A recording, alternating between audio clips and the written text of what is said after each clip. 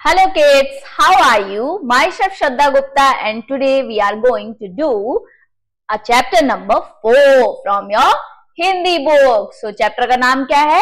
Chapter का नाम है बाल कहानी। अब कहानी कौन सी है? पेड़ों को बचाओ, मतलब जो पेड़ लगे हैं हमारे अगल बगल उनको बचा के रखना है, उनको काटना नहीं है। तो उससे ही रिलेटेड एक स्टोरी दी गई। चलिए साथ में पढ़ते हैं। एक दिन मीना और उसके दोस्त बगीचे में खेलने जाते हैं। तो मीना और उसके फ्रेंड्स कहाँ गए? पार्क में खेलने। वहां पर उन्हें पेड़ की कुछ टहनियां टूटी हुई मिलती हैं। तो वहां जाके उन्हें क्या मिलता है कि कुछ टूटी हुई टहनियां, मतलब ब्रांचेस और स्टेम्स पड़ी हैं। मीना कहती है कि ये टहनियां किसने तोड़ी होंगी। तो मीना पूछती है अपने फ्रेंड से कि ये ब्रांचेस किसने तोड़ी हैं। इस तरह तो पेड़ों की टहनियां कम हो जाएंगी। अब ब्रांचेस टूट जाएंगी तो वो धीमे धीमे कम भी तो हो जाएंगी।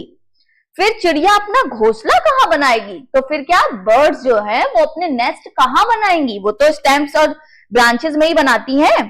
फिर माधव सबको बताता है। माधव क्या बताता है कि रमेश चाचा लकड़ियां काट कर ले गए हैं। वो क्या बता रहा है कि कोई रमेश चाचा है उसके, वो सारी ब्रांचेस को ले गए हैं। मीना कहती है कि किसी ने ऐसा करने से उन्हें क्यों नहीं रोका। तो मीना क्या कहती है कि वो ब्रांचेस तोड़ रहे थे तो किसी ने रोका क्यों नहीं। माधव कहता है रमेश चाचा ने कहा कि मैं बूढ़ा होने के कारण जंगल से लकड़ियां नहीं ला सकता। माधव कहता है मैंने बोला था, पर वो कह रहे थे कि वो इतने ओल्ड हो गए हैं, बुढ़े हो गए हैं कि वो जंगल फॉरेस्ट में नहीं जा सकते लकड़ियां काटने के लिए, इसलिए वो यहाँ तोड़ लेते हैं। इसलिए मैंने बगीचे के पेड़ से ही टहनियां तोड़ ली हैं। उन्होंने क्या बताया कि मैंने बगीचे से ही तोड़ ली। फिर यह सुनकर सभी बच्चे समस्या का हल ढूंढने का प्रयास करने लगे। उन्हें तो ये बहुत बड़ी प्रॉब्लम लगी, तो प्रॉब्लम का सोल्यूशन भी निकालना है। मीना उन्हें बताती है। अब देखो मीना क्या बताती है उन्हें। मीना कहती है मेरी माँ कहती है समस्या चाहे जितनी भी बड़ी हो क्यों ना हो उसे सोच समझकर हल किया जा सकता है। तो मीना की माँ क्या कहती है? बहुत अच्छी बात कहती है प्रॉब्लम कितनी बड़ी क्यों ना हो पर उसका सोल्यूशन ढूंढ लिया जाता है। माधव कहता है कि हम सब मिलकर रमेश चाचा के लिए जंगल से लकड़ियां काटकर ला दिया करेंगे। तो माधव एक सॉल्यूशन देता है, एक काम करते हैं हम लोग जाके फॉरेस्ट से लकड़ियां तोड़कर उनके लिए ले आएंगे। श्याम कहता है हम अभी इतने बड़े नहीं हुए हैं कि हम जंगल से लकड़ियां काट कर रमेश चाचा को दे पाए। अब श्याम कहता है कि माधव हम लोग खुद इतने छोटे हैं तो हम लोग कैसे जंगल से लकड़ियां काट कर ले आएंगे।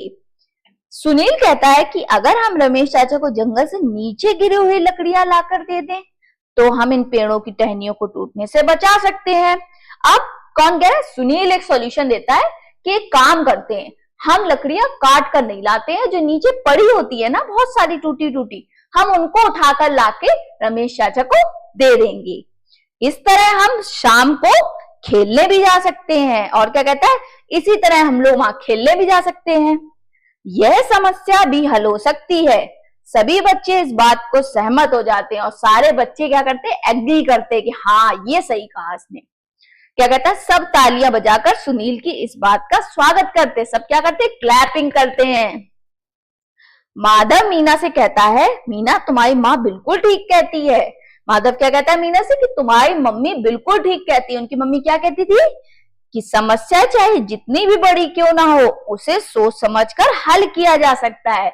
मीन्स प्रॉब्लम कितनी बड़ी क्यों ना हो पर उसके बारे में सोचकर उसका सोल्यूशन फाइंड किया जा सकता है। तो आज के लिए इतना ही, मिलते हैं अपने नेक्स्ट वीडियो में। Bye bye, take care, meet you soon.